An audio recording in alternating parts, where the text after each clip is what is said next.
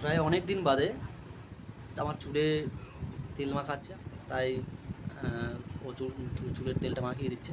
চুলে শুধু তেল মাখিয়ে না, তেলটা মাখিয়ে ভালো করে মাসাজও করে দেবে, কারণ ও তো মাসাজ ভালো পারে। দেখো মাসাজটা দেখো। তোমরা বাড়িতে বাড়িতে বলো, তোমাদেরও মাসাজ করে দেবে। এই আরেক ছেলেটা কি করছিস? এই তুমি কি করছো? বলা দেখছে। এই বলা, কি করছো তুমি? হাই বলে দাও। ন্যান্টে হয়ে আছে।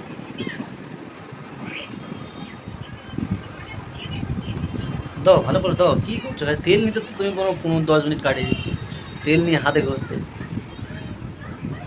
মাসাজ করতে করতে আজকে মাথার চুলগুলো সব ছিঁড়েই ফেলবো। আমি খুব একটা তেল ফেল মাখি না, মাথায় তেল চাপটে থাকবে বলে। এই মাঝে মাঝে ধরে ধরে মাখিয়ে দেয়, কিন্তু মাসাজটা ঠিক করে না।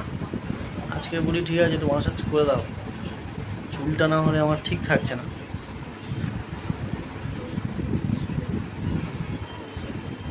তুমি টিপস দাও যে চুল ছেলেদের যাতে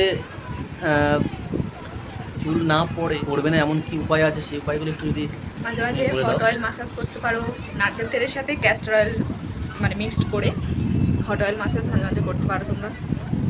আর এছাড়া তো নিয়মিত শ্যাম্পু মাখা, তেল মাখা এগুলো তো করতেই হবে। তো আমার তো চুল পিছনের দিকে উঠছে, বাড়িতে ট্রিটমেন্টের লোক আছে, অথচ চুল উঠে যাচ্ছে। তেল মাখিয়েছে ওর মা, আর ওর মা কিছুক্ষণ মাসাজ করে দেওয়ার পরে তারপরে এই বড় লোকটা এসেছে তেল আমাদের জুনিয়র এসেছে তেল মাখাতে, ওর বাবাকে আমাকে এতক্ষণ দেখেছে তেল মাখাতে, এবার ও তেল মাখাতে এসেছে।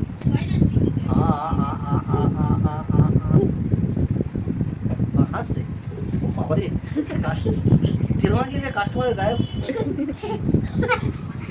তোমরাও বাড়িতে এরকম করে মাঝে মাঝে মাসাজ করিয়ে নিও। সবাই ভালো থাকবে, টাটা।